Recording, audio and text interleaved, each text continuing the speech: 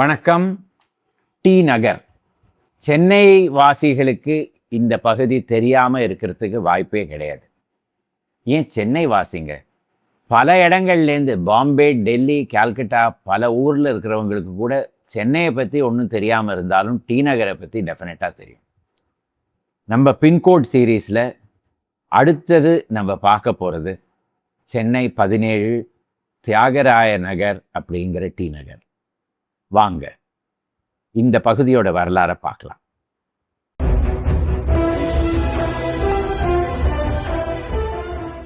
தியாகராய நகர் 1924 வருடம் வரையில் ஒரு ஏரியாக இருந்தது அப்படிங்கிறது பல வெப்தளங்கள்லையும் பல கட்டுரைகள்லையும் பார்க்கலாம்.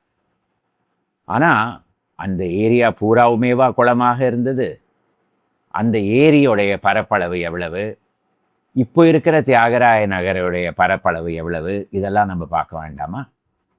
நமக்கு உதவியாக பல வருடங்கள் முன்னாடி நான் சென்னை மாநகராட்சியோடைய புத்தகத்தை எழுதின போது எனக்கு அவங்க ஃபோட்டோ காப்பி செஞ்சு கொடுத்த தியாகராய நகர் டெவலப்மெண்ட் ஃபைல், அதாவது அந்த பகுதியை எப்படி அரசு டெவலப் செய்தது அப்படிங்கிறது அந்த விவரங்கள்லாம் இருக்கிற ஒரு கோப்பு, அதை நான் இன்னைக்கு உங்கள் முன்னாடி எடுத்து காமிச்சிட்ருக்கேன்.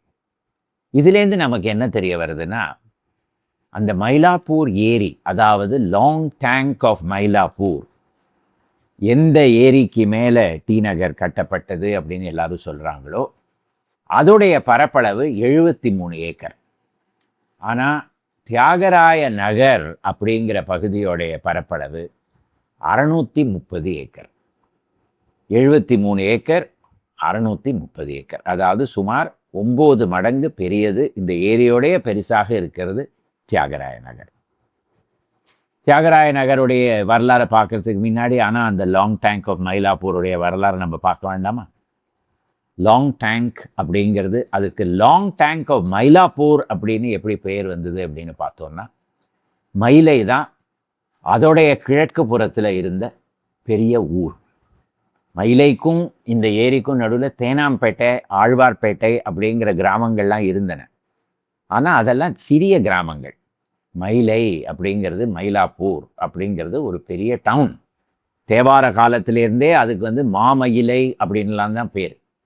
அதனால் அதை வச்சு தான் ரெஃபரன்ஸ் எங்கே இருக்குது, எந்த ஏரி இது, மயிலையை சேர்ந்த ஏரி, அதனால் இதுக்கு லாங் டேங்க் ஆஃப் மயிலாப்பூர் அப்படின்னு பேர். 73 ஏக்கர் பரப்பளவில் இருந்த ஏரி. இந்த ஏரியில் தண்ணீர் ரொம்ப வழிந்ததுன்னா அது அந்த இடத்துல ஆங்கிலேயர்கள் உல்லாசமாக படகு போட்டியெல்லாம் நடத்தியிருக்காங்க.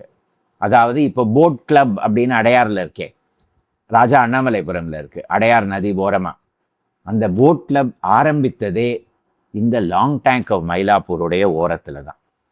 அதுவும் எங்கே, அந்த ஜெமினி ஸ்டூடியோஸ் இருந்ததே, இந்த ஜெமினி ஸ்டூடியோஸுக்கும் அதுக்கு எழுத்தாப்பில் இருக்கிறதும் செம்மொழி பூங்கா.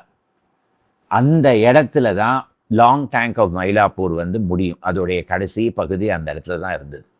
அங்கேருந்து படகு ரேஸ் எல்லாம் விடுவாங்க. அங்கேருந்து சைதாப்பேட்டை வரைக்கும் போகும். அவ்வளவு பெரிய அந்த ஏரியோடைய நீளம் அந்த மாதிரி இருந்தது. இந்த லாங் டேங்க் ஆஃப் மயிலாப்பூரில் தண்ணீர் ரொம்ப வடிந்த உடனே ஒரு வடிகால் மூலமாக, அந்த வடிகால் எங்கே இருந்தது, இப்போ பாரதிதாசன் சாலை அப்படிங்கிற அந்த சாலை, இப்போ தான் அது சாலை, முன்னாடி அதில் அங்கே ரோடே கிடையாது. அந்த இடத்துல ஒரு வடிகால் இருந்தது. அது மூலமாக ஒரு சிறிய பாதை மூலமாக அந்த தண்ணீர் லஸ்ஸில் இருந்த ஒரு குளத்தில் ரொம்ப வெளிப்புறமாக அந்த பாதை தெரியாமல் இருந்தாலும் பாதாள ரீதியில் அப்படி ஒரு பாதை இருந்திருக்கு. அது மூலமாக அந்த குளத்தில் அந்த குளம் இருந்த இடம் இப்போ நாகேஸ்வர ராவ் பார்க். அந்த குளத்தில் தண்ணீர் ரொம்பின உடனே மறுபடியும் பாதாள ரீதியாக கபாலீஸ்வரர் குளத்துக்கு தண்ணி சென்று விடும். அங்கிருந்து சித்திரக்குளம், சித்திரக்குளத்திலேருந்து மாதவ பெருமாள் கோவில், மாதவ பெருமாள் கோவிலேருந்து விருப்பாட்சீஸ்வரர் கோவில், விருப்பாட்சீஸ்வரர் கோவிலிருந்து பே ஆஃப் பெங்கால், வங்காள விரிகுடாவில் இருக்கிற தண்ணீரோடு போய் கலந்து போய்விடும். நடுவே பக்கிங்ஹாம் கெனால் வந்த உடனே அந்த இடத்துல போய் கலக்க ஆரம்பித்தது. இப்படி தான் நீர் வடிந்து கொண்டிருந்தது. ஆனால் 1920களுடைய ஆரம்ப காலத்தில் அரசு ஒரு முடிவுக்கு வந்தது. அதாவது சென்னையில் ஜன நெரிசல் மிக அதிகமாக ஆகிவிட்டது. அப்பொழுது ஜனத்தொகை எவ்வளோ தெரியுமா? நம்ம நகரத்தில் 3,00,000 பேர். அதுக்கே ஜனத்தொகை மிகவும் அதிகமாக ஆகிவிட்டது. சில பகுதிகளில் 4 பேர் ஒரு ஏக்கரில் வசிக்கிறாங்க. சில இடங்களில் 100 சதுர அடியில் 10 பேர் வசித்து கொண்டு இருக்காங்க. அதனால் நகர விரிவாக்கம் அடைய வேண்டும் அப்படிங்கிற முடிவுக்கு இந்த லாங் டேங்க் ஆஃப் மயிலாப்பூரில் அந்த ஏரியை ரொப்பி அதையும் அதை சுற்றி இருக்கிற பகுதிகள் எல்லாத்தையும் விலைக்கு வாங்கி அந்த இடத்துல ஒரு புது டவுன்ஷிப்பை தொடக்கி வைக்கலாம் அப்படின்னு அரசு ஒரு முடிவுக்கு வந்தது. அந்த டவுன்ஷிப்புக்கு என்ன பெயர் தெரியுமா? முதல்ல Mambalam down planning scheme eastern section, இதுதான் பெயர். ஏன் மாம்பலம்? ஏரி நடுவில் இந்த பக்கம் தேனாம்பேட், ஆழ்வார்பேட், மயிலாப்பூர், மேற்கு பக்கம் மாம்பலம் அப்படிங்கிற கிராமம். மிக பழமை வாய்ந்த கிராமம். ஆனால் அதோடைய வரலாறை நம்ம மாம்பலம் பின்கோடு வரைச்சி அப்போ பார்க்கலாம். மாம்பலம் கிராமத்திலிருந்து அதோடைய கிழக்கு பகுதிகள் எல்லாம் விலைக்கு வாங்கி அதுக்கு யாரெல்லாம் அங்கே நிலத்துக்கு சொந்தக்காரர்களாக இருந்தாலோ அவங்க எல்லாருக்கும் சன்மானம் கொடுத்து அந்த நிலத்தை அங்கேருந்து வாங்கி அதற்கு பிறகு அதை எல்லாம் வைத்து இந்த லாங் டேங்க் பகுதியும் சேர்த்து மொத்தம் 630 ஏக்கர் பரப்பில் Mambalam down planning scheme eastern section, அதுதான் அதோடைய பெயர். அதோடைய வரைபடமெல்லாம் வரைய ஆரம்பித்தாங்க. 1924வது வருடம் அந்த வரைபடமெல்லாம் வடிவமைக்கப்பட்டது. அதற்கு பிறகு இந்த ப்ராஜெக்டுக்கு எவ்வளவு பணம் செலவழியும் அப்படிங்கிறதெல்லாமும் கணக்கு எழுதப்பட்டது. இப்போ நீங்கள் பார்த்தீங்கன்னா நீங்கள் ஆச்சரியப்படுவீங்க. ஒரு கிரவுண்டு, அதாவது 2400 சதுர அடி. இப்போ டி நகரில் என்ன விலையாக இருக்கும்? அப்போ 440 ரூபாய். ஒரு ஏக்கர், அதாவது 18 கிரவுண்டு, 8000 ரூபாய். இதுதான் அப்போது நிலத்துக்கு இருந்த வேல்யூ. இந்த பணத்தை கொடுத்து தான் அந்த பகுதியிலிருந்து பல நிலஸ்வாந்தார்களோட நிலங்களெல்லாம் வாங்கப்பட்டு இந்த ஏரியோட சேர்த்து டி நகர் வடிவமைக்கப்பட்டது. அதில் யாருக்கிட்டே இருந்து என்னெல்லாம் லேண்டு வாங்கினாங்க அப்படிங்கிற முழு பட்டியலும் இந்த ஃபைலில் இருக்குது. மொத்தம் 631 ஏக்கர் நான் சொன்ன மாதிரி. அதில் 101 ஏக்கர் பாதைகளுக்காக, 410 ஏக்கர் இல்லங்களுக்காக, பாக்கி இருக்கிற இடங்கள்லாம் மின்சார வசதி, சப்ஸ்டேஷன், மார்க்கெட், பஜார், ஸ்கூல், இந்த மாதிரி அதுக்கெல்லாம் கொடுக்கப்பட்டு மிக அழகாக வடிவமைக்கப்பட்ட ஒரு பகுதி. இந்த வரைபடம் இதை யார் செஞ்சிருக்க முடியும் அப்படிங்கிறத பார்த்தோன்னா இதுக்கு பெயர் எங்கேயுமே இல்லை. ஃபைல் கோப்புலேயும் இல்லை, புத்தகங்கள்லையும் நமக்கு கிடைக்கிறது இல்லை. ஆனால் ஒரே ஒரு இடத்துல எழுதப்பட்டிருக்கு.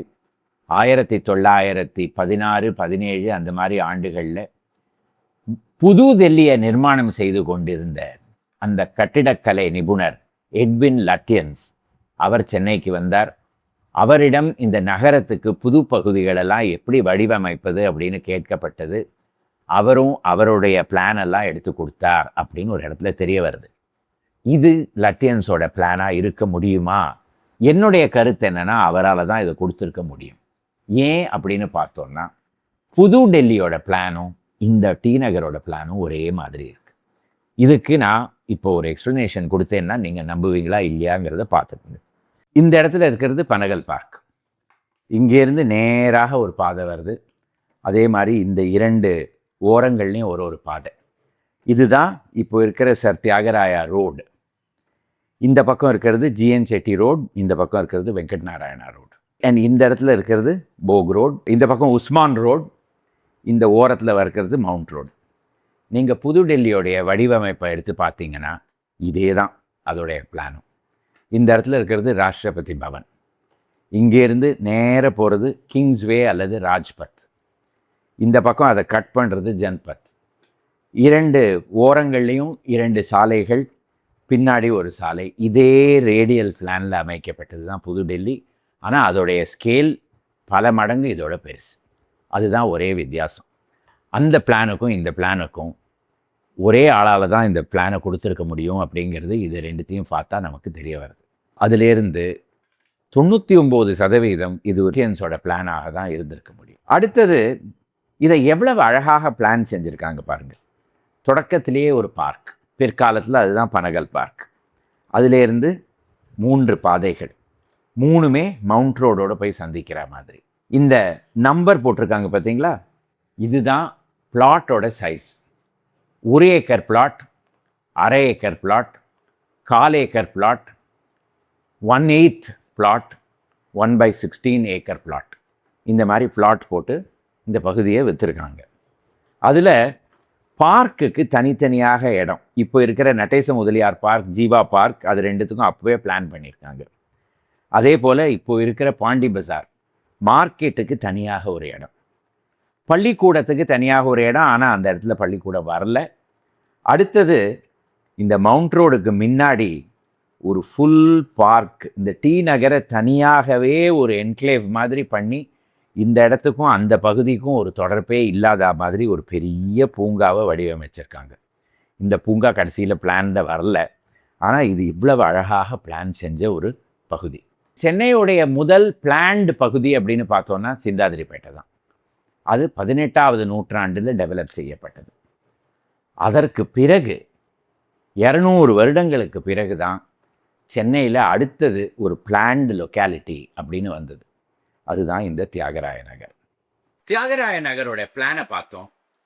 அடுத்தது இந்த பகுதி எப்படி டெவலப் ஆனது, எப்படி இங்கே இருக்கிற பல இடங்களில் இருக்கிற ரோடுக்கெல்லாம் பெயர் வந்தது, யார் இந்த பகுதியெல்லாம் டெவலப் பண்ணாங்க, டி நகருடைய சிறப்புகள்லாம் என்ன அப்படிங்கிறத அடுத்த சில எபிசோடில் பார்க்கலாம். உங்களுக்கு இந்த எபிசோட் பிடிச்சிருந்ததுன்னா இதை லைக் செஞ்சு உங்கள் நண்பர்களோட பகிர்ந்து கொள்ளவும், இந்த சேனலுக்கு சப்ஸ்கிரைப் செய்யவும். மறுபடியும் அடுத்த வாரம் சென்னையுடைய வரலாறுலேருந்து மற்றொரு எபிசோடுடன் வருகிறேன். வணக்கம்.